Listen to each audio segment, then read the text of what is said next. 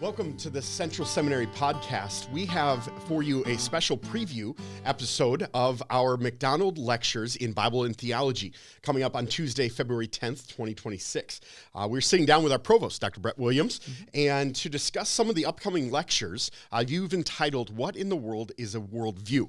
So thank you for being with us to discuss this question, and I appreciate the study you've put into these lectures. So for coming up for next Tuesday. Certainly. It's a joy to be here. Really enjoyed doing a lot of research on this. I've been doing it for the past about 3 to 4 years.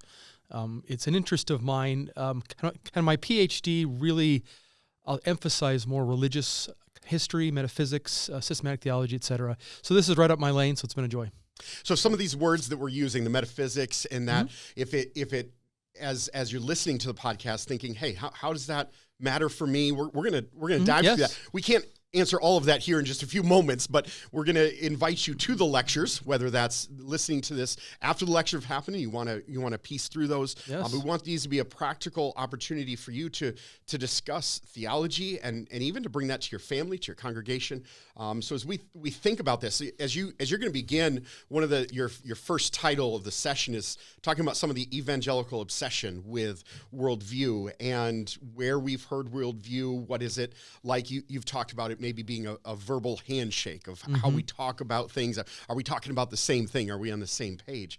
So as you are maybe challenging some of how we think about our worldview and arguing what a worldview is, how do we even think through that perspective? So it's a tough question to ask. You're going to try to do that. So I'm even trying to ask it, and it's hard. Yes, it is very difficult, which is why I think I decided to just entitle the conference that way, What in the World is a Worldview? Yeah. And I think we have some issues. First of all, this is, as you mentioned, the idea of worldview seems to be so ubiquitous within certain circles, in particular evangelical, and in particular conservative evangelical circles. I think there's a reason why. If you broaden your scope out theologically, say you interact with like Roman Catholics, Greek Orthodox, etc., they don't use the term as much, which is a telltale sign of something. That's the first issue.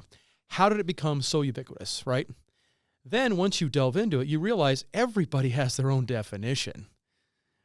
Certainly, I'm not looking for some sort of a standard or monolithic idea, right? It's a broad category.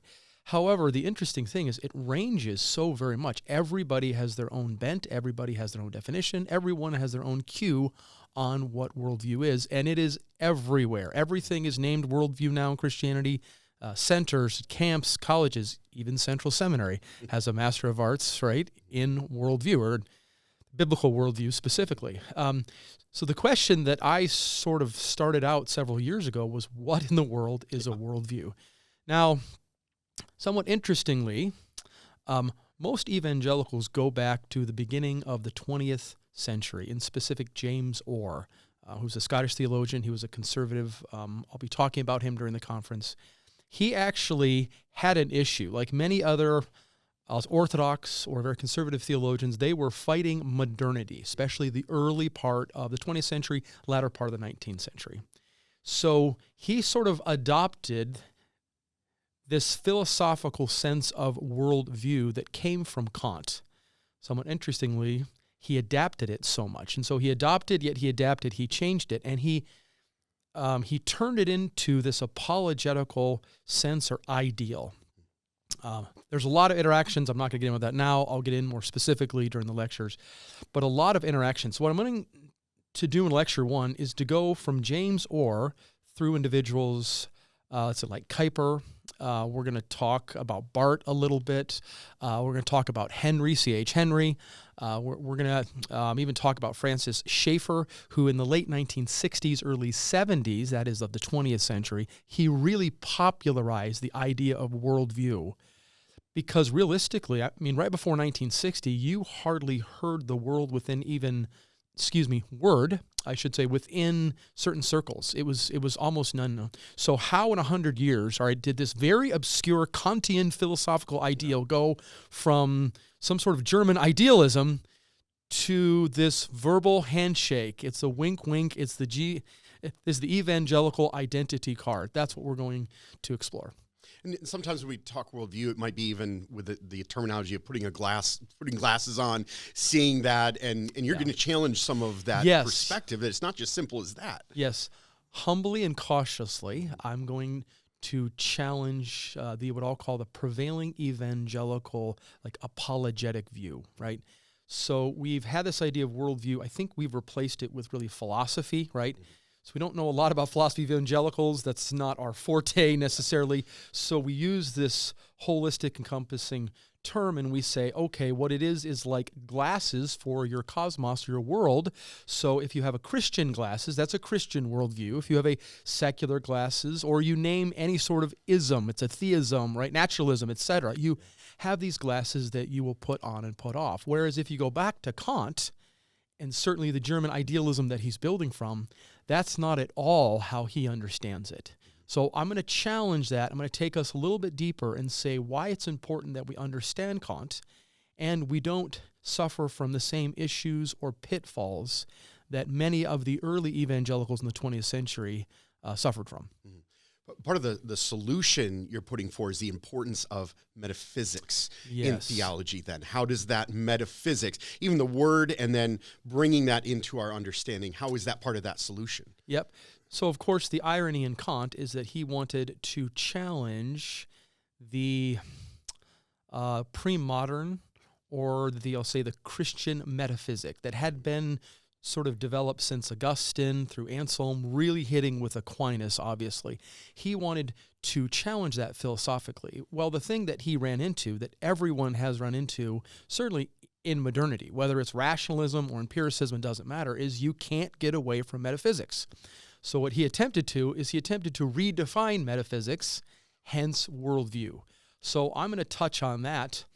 The thesis that I will espouse, or really the big idea that I'm going to say, is that we need to return to a Christian view of metaphysics that's more nuanced, it's more anchored, and it's deeper than this, let's say, proto-evangelical, very ambiguous idea of worldview.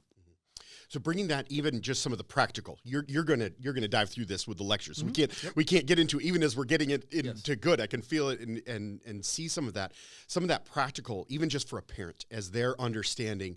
Okay, hey, this you just said some big words there, philosophy and all these things. But for a parent, this is practical too, in even just shepherding a child's heart of how does that work for a parent in what they're seeing their child understand of this world.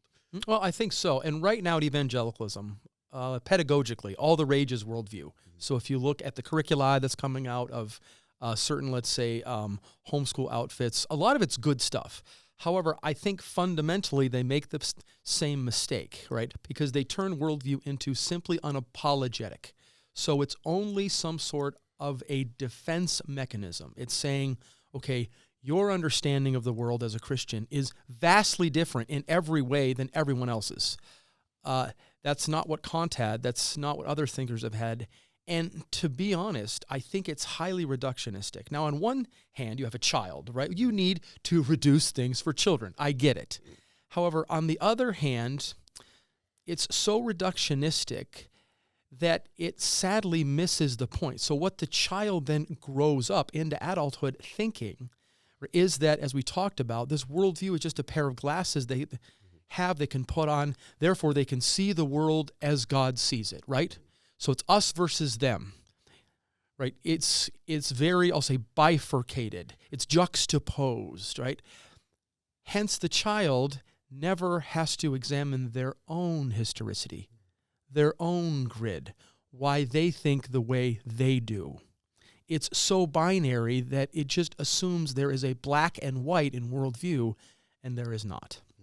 Maybe a pushback to the term relativism is if then we are a result of our circumstances where we are, what is the pushback for the believer to understand truth within our context? Yeah, and that's the important, I think, of really delving into worldview, because what a true or proper understanding, in my humble opinion, worldview is it's both and. It's showing that there is some sort of revelation that is transcendent. There is a God of heaven who has revealed himself, and he has revealed himself through and in a way that we can know him. We can truly know him. That doesn't mean we know him exactly, except we can know him. Hence, you've got foundationalism. You have this idea of truth that is revealed. However, on the other hand, you also have this idea that we are not that revealed truth. Hence, we are thrown, I'll talk about that topic a little bit in the lecture series, we are in a space and a time. So we actually have certain assumptions that come from our worldview that we approach Scripture with. See, that's what I'm not seeing in a lot of this sense or this evangelical worldviewism that I get. Because, sadly, I've even read books, many of them, that have said that the Bible is its own worldview. All right? So as if you read the Bible entirely and you understand exactly what it means in no ambiguity whatsoever. Well, that's hermeneutical hubris, and it's not understanding your relativity. The question of worldview is, why am I reading the Bible the way that I am? And why did my forefathers read the Bible the way they did? Well, if worldview is only an apologetic, you'll never get to that all-important, humbling second step. So it'll only be this warfare. It'll only be a combat. It should also be reflective. It should be something introspective, in my opinion.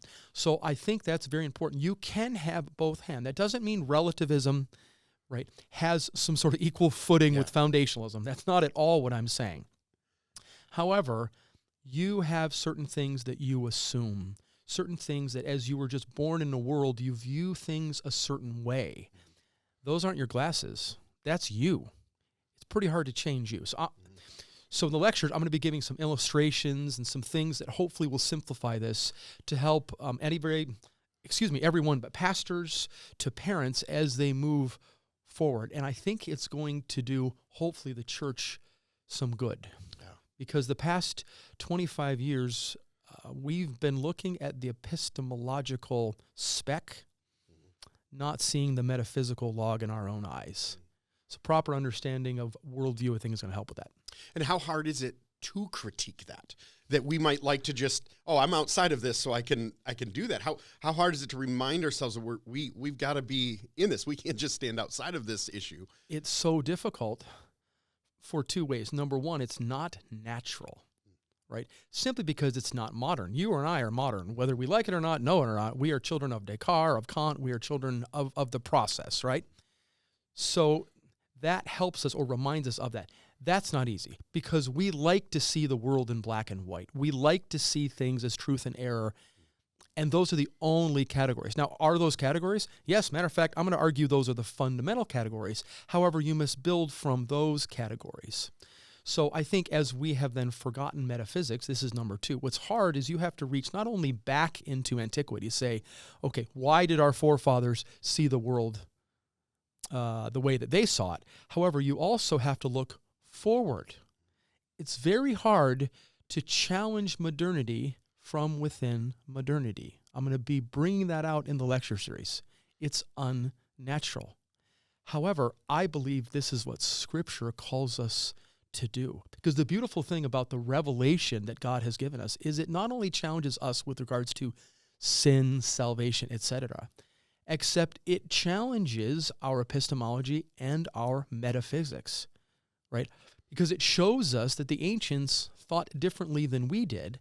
So how or why should there be something that transcends all of culture, all of space, all of time? That is God's revelation. If you don't hold to that, then you necessarily will fall, I think, in the ditch of liberalism. Hence, you will see revelation as something that is only in space and time. It's relative, right? So miracles should be back in the ancient time. That's just a myth. Hence, we need to demythologize, right? And we need to see the charisma, we need to see the story, etc. That's the ditch you're going to fall into. I think if you are not introspective, if you don't see revelation as something transcending space and time. However, again, the other ditch would be the hubris of not seeing yourself as not transcending space and time. So what's a Christian to do? We're going to talk about Augustine. We're going to talk a little bit even Martin Luther with the two kingdoms. How do we correlate the fact that we are temporal, we are finite, yet we have received an infinite and transcendent revelation?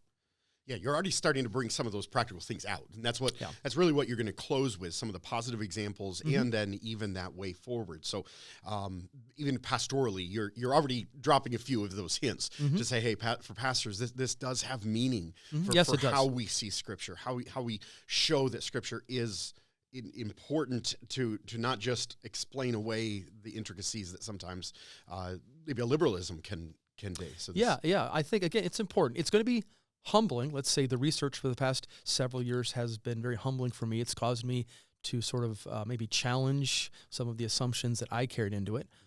And sadly, it flies in the face of reductionism, as I said. And again, so, I want to encourage people. I am going to challenge the thought or the majority interpretation, we'll put it that way. However, I think once they hear the lectures and they see how I'm going to tear worldview down and hopefully rebuild it into something that is truly useful for everyone, I pray that's of some small benefit. Yeah, and I'm looking forward to these lectures. And if that's something, as you're listening to this, that's piqued your interest, we certainly invite you Tuesday, February 10th, 2026, to join us for those lectures here in Plymouth campus. They'll be live streamed, or if you're listening to this podcast after February the 10th, you can listen to it. I will be recording these, and we want to give these free to you as a ministry of Central. We want you to have these resources. So thank you, Brett, for the work that you are doing and continue to do in these. Thank you, brother. Yeah, thank you for being with us here on the podcast. And we'll look forward to having you next time.